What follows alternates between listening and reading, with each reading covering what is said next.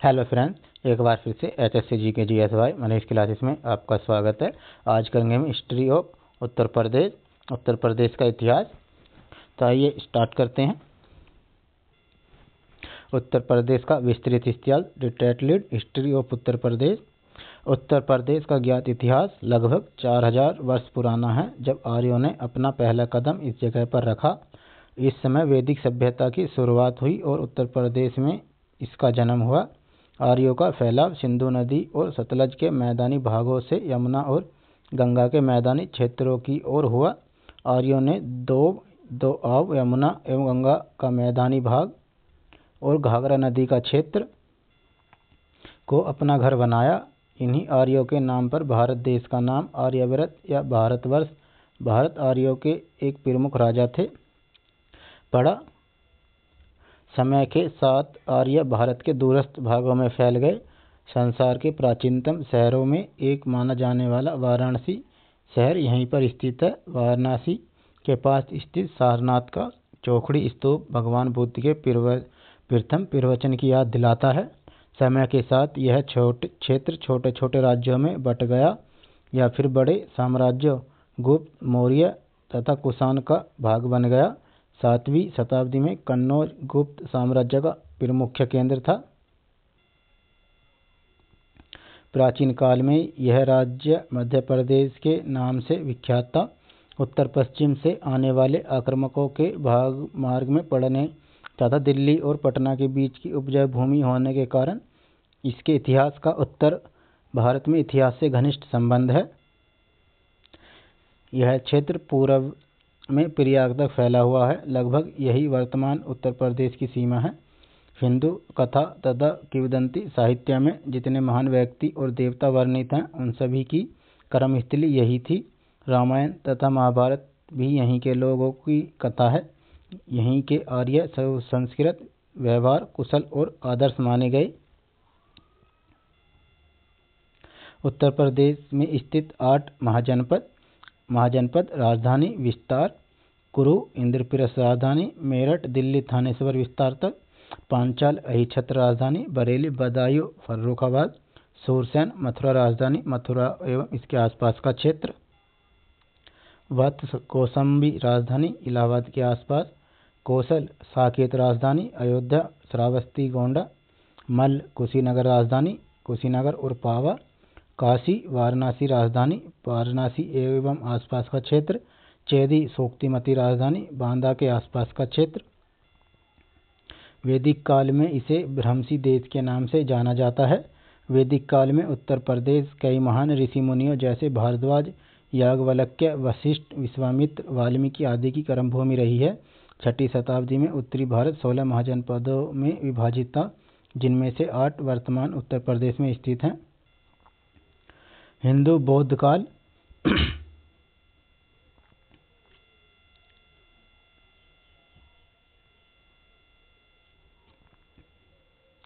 सातवीं शताब्दी ईस्वी पूर्व के अंत में भारत तथा उत्तर प्रदेश का व्यवस्थित इतिहास आरंभ होता है, जब उत्तरी भारत में 16 महाजनपद श्रेष्ठता की गोंड में शामिल थे। बुद्ध ने अपना पहला उपदेश वाराणसी बनारस के निकट सारनाथ में दिया था। एक ऐसे धर्म की नींव रखी जो न केवल भारत में बल्कि चीन व जापान जैसे सुदूर देशों तक भी फैला। कहा जाता है कि बुद्ध को कुशीनगर में परिनिर्वाण शरीर से मुक्त होने पर आत्मा की मुक्ति प्राप्त हुआ था, जो पूर्वी जिले कुशीनगर में स्थित है। 5वीं शताब्दी ईस्वी पूर्व से 6ठी शताब्दी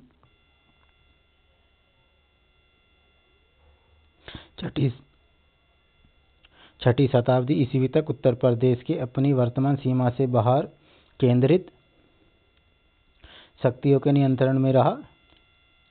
पहले मगध, जो वर्तमान बिहार राज्य में स्थित है, और बाद में उज्जैन, जो मध्य प्रदेश राज्य में स्थित है, इस राज्य का शासन कर चुके। इस काल के महान शासकों में चंद्रगुप्त प्रथम शासनकाल 330 से 380 और अशोक शासनकाल लगभग 268 से 238 जो मौर्य सम्राट थे, और समुद्रगुप्त लगभग 330 से 380 ईस्वी और चंद्रगुप्त द्वितीय लगभग 380 से 415 ईस्वी, जिन्हें कुछ विद्वान विक्रमादित्य मानते हैं। चंद्रगुप्त द्वितीय को एक अन्य प्रसिद्ध शासक हर्षवर्धन शासनकाल 606 से 647 थे, जिन्होंने कान्याकुब्ज आधुनिक कन्नौज के निकट स्थित अपनी राजधानी से समूचे उत्तर प्रदेश, बिहार, मध्य प्रदेश, पंजाब तथा राजस्थान के कुछ हिस्से पर शासन किया। इस काल के दौरान बौद्ध और हिंदू ब्राह्मण संस्कृति दोनों का उत्कर्ष हुआ। अशोक के शासनकाल के दौरान बौद्ध कला की स्थापत्य व वास्तुशिल्प प्रतीक अपने चरम पर पहुंचे।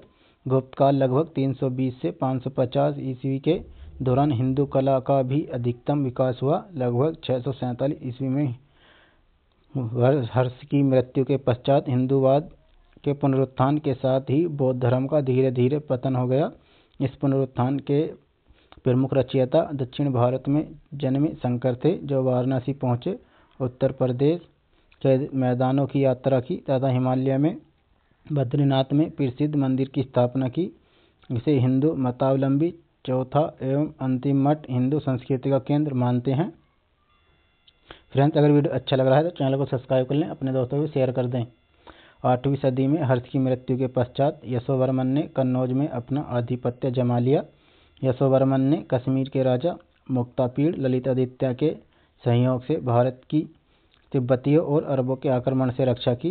तत्कालीन समय में अरबों ने अपनी शक्ति के बल पर पड़ोसी राज्यों में आतंक का सा कायम रखा तथा चीनी ने तुर्किस्तान से लेकर स्पेन के कारबोडा नगर तक अपना राज्य स्थापित कर लिया। वे कन्नौज के प्रतिरोध के कारण भारत पर अपने पैर नहीं जमा सके, लेकिन तत्पश्चात मुक्तापीड़ एवं यशोवर्मन एक साथ न रह सके।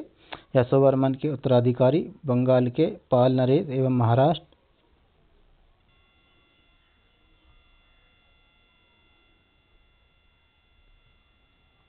सम्राटों के संयुक्त आक्रमणों का सामना न कर सके। फलस्वरूप कन्नौज का पतन सा हो गया। बाद में आयुधवंशीय काल में कन्नौज पर आधिपत्य के लिए बंगाल के पाल, दक्षिण के राष्ट्रकूट तथा पश्चिम भारत के गुज्जर प्रतिहारों में बहुत काल तक स्पर्धा चली, किंतु अंत में गुज्जर प्रतिहार सफल हुए। अतः यह वंश 9वीं एवं 10वीं शताब्दी में उत्तर भारत पर छाए रहे। इनको सन 1818 से 1019 में महमूद गजनवी ने परास्त किया। जयजाक भक्ति या वर्तमान बुंदेलखंड में चंदेल राजाओं ने महमूद गजनवी के आक्रमण का सफलतापूर्वक मुकाबला किया। उनका कालिंजर गढ़ अजय बना रहा। गुज्जर प्रतिहार नरेश बड़े वीर योद्धा थे। वे कला, संस्कृति तथा साहित्य के भी प्रशंसक एवं संरक्षक थे। इस वंश के मिहिरभोज, महिपाल तथा महेंद्रपाल काफी प्रसिद्ध शासक हुए।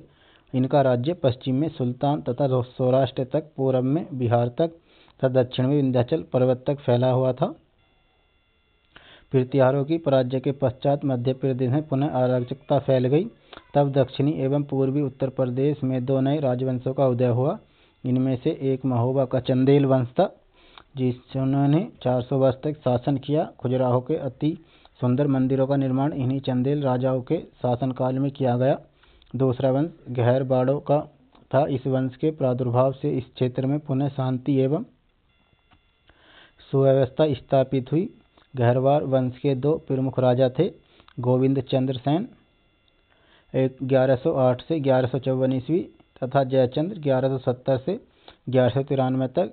1192 में तराइन के युद्ध में पृथ्वीराज चौहान मोहम्मद गोरी द्वारा पराजित जयचंद्र की अदूरदर्शिता के कारण हुई। स्वयं जयचंद्र भी इन यवनों के आक्रमणों से छंदवार इटावा में पराजित हुआ तथा मारा गया। धीरे धीरे मध्य प्रदेश तुर्की के हाथ में आता गया। 1194 ईस्वी में कन्नौज के पतन के बाद अवध के कुछ लोगों ने अपने अपने राज्य कायम कर लिए, लेकिन ये 50 वर्षों से अधिक न टिक सके। मुस्लिम काल। हालांकि इस क्षेत्र में हालांकि 1000 से 1030 ईस्वी तक मुसलमानों का आगमन हो चुका था, किंतु उत्तरी भारत में 12वीं शताब्दी के अंतिम शासक के पश्चात ही मुस्लिम शासक स्थापित हुआ। जब मोहम्मद गोरी ने गढ़वालों, जिनका उत्तर प्रदेश पर शासन था, और अन्य प्रतिस्पर्धी वंशों को पराजित किया था। लगभग 650 वर्षों तक अधिकांश भारत की तरह उत्तर प्रदेश पर भी किसी न किसी मुस्लिम वंश का शासन रहा, जिनका केंद्र दिल्ली या उसके आसपास था। 1526 ईस्वी में बाबर ने दिल्ली के सुल्तान इब्राहिम लोदी को पराजित किया और सर्वाधिक सफल मुस्लिम वंश मुगल वंश की नींव रखी। इस साम्राज्य ने 350 वर्षों से भी अधिक समय तक उपमहाद्वीप पर शासन किया। इस साम्राज्य का महानतम काल अकबर शासनकाल 1556 से 1605 ईस्वी से लेकर औरंगजेब आलमगीर 1707 तक का काल था, जिन्होंने आगरा के समीप नई शाही राजधानी फतेहपुर सीकरी का निर्माण किया। उनके पोते शाहजहां शासनकाल 1628 से 1658 ईस्वी ने आगरा में ताजमहल अपनी बेगम की याद में बनवाया गया मकबरा, जो प्रसव के दौरान चल बसी थी, बनवाया, जो विश्व के महानतम वास्तुशिल्प नमूनों में से एक है। शाहजहां ने आगरा तथा दिल्ली में भी वास्तुशिल्प की दृष्टि से कई महत्वपूर्ण इमारतें बनवाई थी। मुस्लिम काल के काल में ही अंग्रेजी सोने की चिड़िया कहा करते थे। उत्तर प्रदेश में केंद्रित मुगल साम्राज्य ने एक नई मिश्रित संस्कृति के विकास को प्रोत्साहित किया। अकबर इसके महानतम प्रतिपादक थे, जिन्होंने बिना किसी भेदभाव के अपने दरबार में वास्तुशिल्प, साहित्य, चित्रकला तथा संगीत विशेषज्ञों को नियुक्त किया था।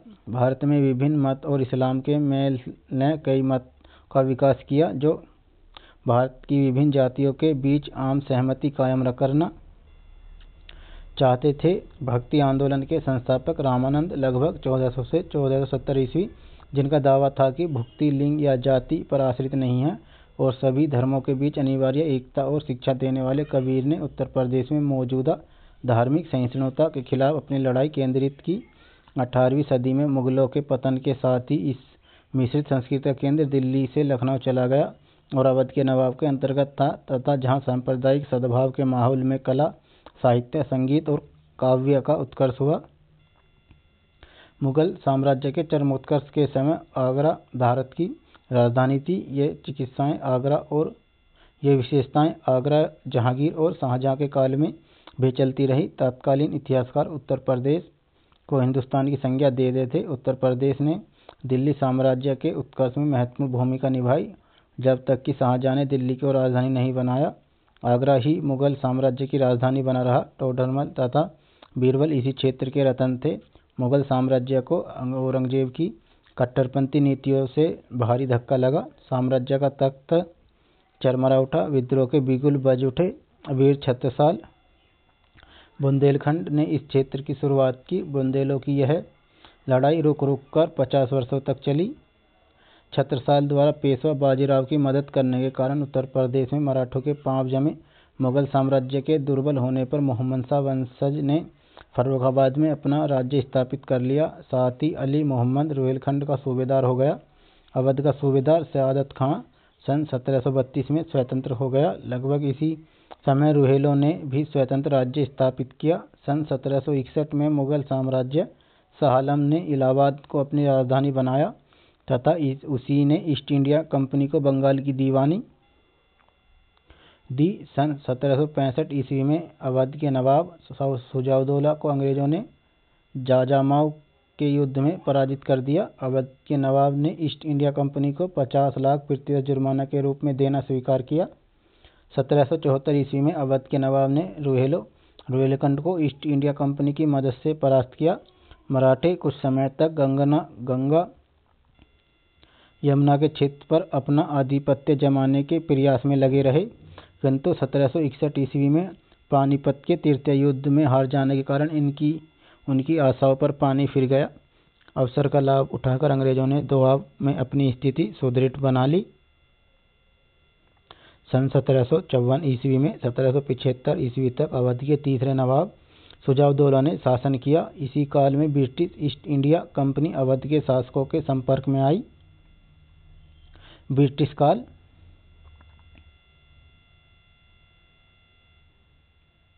लगभग 75 वर्ष की अवधि में वर्तमान उत्तर प्रदेश के क्षेत्र का ईस्ट इंडिया कंपनी ब्रिटिश व्यापारिक कंपनी ने धीरे धीरे अधिग्रहण किया। विभिन्न स्तर भारतीय वंशों ने 1775, 1798, 1801 ईस्वी में नवाबों, 1803 ईस्वी में सिंधिया तथा 1816 ईस्वी में गोरखों ने छीने गए क्षेत्र प्रदेश को पहले बंगाल प्रेसिडेंसी के अंतर्गत रखा गया, परंतु 1833 ईस्वी में इन्हें अलग करके पश्चिमोत्तर प्रांत आरंभ में आगरा प्रेसिडेंसी कहलाता था, गठित किया गया।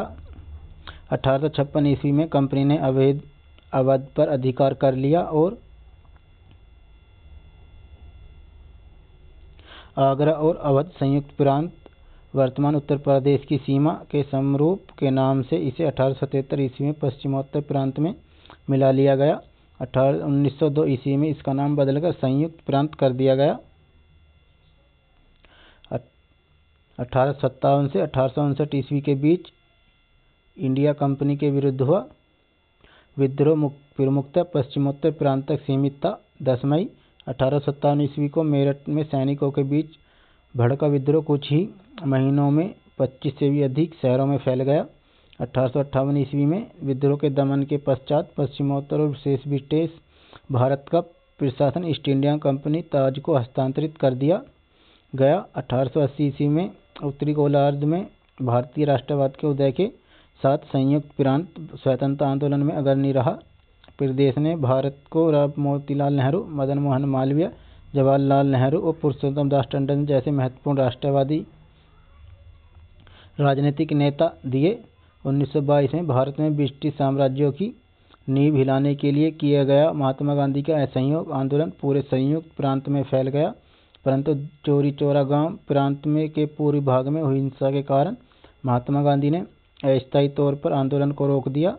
संयुक्त प्रांत मुस्लिम लीग की राजनीति का भी केंद्र रहा। ब्रिटिश काल के दौरान रेलवे, नहर और प्रांत के भीतर भी संचार के साधनों का व्यापक विकास हुआ। अंग्रेजों ने यह आधुनिक शिक्षा को भी बढ़ावा दिया और यहाँ पर लखनऊ विश्वविद्यालय 1921 ईस्वी में स्थापित जैसे विश्वविद्यालय कई महाविद्यालय स्थापित किए।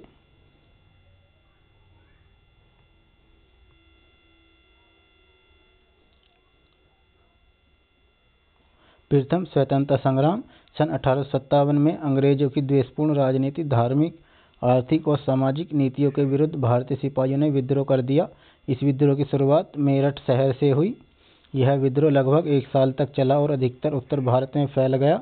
इस विद्रोह का मुख्य कारण अंग्रेजों द्वारा गाय और सूअर की चर्बी से युक्त कारतूस देना बताया गया। इस संग्राम का एक प्रमुख कारण डलहौजी की राज्य हड़पने की नीति भी थी। इस संग्राम में झांसी की रानी लक्ष्मीबाई, बख्त खान, नाना साहिब, अवध की बेगम हजरत महल, मौलवी महमदुल्ला शाह, राजा बैनी, माधव सिंह, अजीमुल्ला खान और उनके देशभक्तों ने भाग लिया। 20वीं शताब्दी सन 1902 ईस्वी में नॉर्थ वेस्ट प्रोविंस का नाम परिवर्तित कर United province of Agra and Awadh कर दिया गया तथा सन 1921 में इसकी राजधानी इलाहाबाद से लखनऊ स्थानांतरित कर दी गई। सन 1937 में इसका नाम संयुक्त प्रांत कर दिया गया। इसका वर्तमान नाम उत्तर प्रदेश 12 जनवरी 1950 से प्रारंभ हुआ। स्वतंत्र भारत का संविधान लागू होने पर उत्तर प्रदेश एक संपूर्ण राज्य बना। उत्तर प्रदेश का वर्तमान स्वरूप उत्तराखंड अलग होने से पहले तक 1 नवंबर 1956 को अस्तित्व में आया। यह निर्विवाद रूप से सत्य है कि उत्तर प्रदेश का इतिहास भारतीय इतिहास का अति महत्वपूर्ण तथा अभिन्न है। स्वतंत्रता प्राप्ति के बाद ही भारतीय राजनीति में इस प्रदेश का अहम योगदान है। उत्तर प्रदेश ने भारत को सर्वाधिक प्रधानमंत्री दिए, जिनमें जवाहरलाल नेहरू, इंदिरा गांधी, लाल बहादुर शास्त्री, राजीव गांधी, चौधरी चरण सिंह, वीपी सिंह, अटल बिहारी वाजपेयी आदि मुख्य हैं। विभाजन उत्तर प्रदेश के गठन के 1990 के दशक में उत्तराखंड क्षेत्र में अपेक्षाकृत कम विकास से स्थानीय लोगों ने अलग राज्य की मांग को लेकर व्यापक आंदोलन छेड़ा। अतः 9 नवंबर 2000 को उत्तर प्रदेश के पश्चिमोत्तर हिस्से से उत्तरांचल राज्य का गठन किया गया। फ्रेंड्स, अगर वीडियो अच्छा लगा तो चैनल को सब्सक्राइब करें, अपने दोस्तों को शेयर करें और बेल आइकन बटन को ऑन कर लें ताकि ऐसे नई वीडियोस आपको मिलते रहें और अपनी तैयारी को बेहतर बनाएं। धन्यवाद।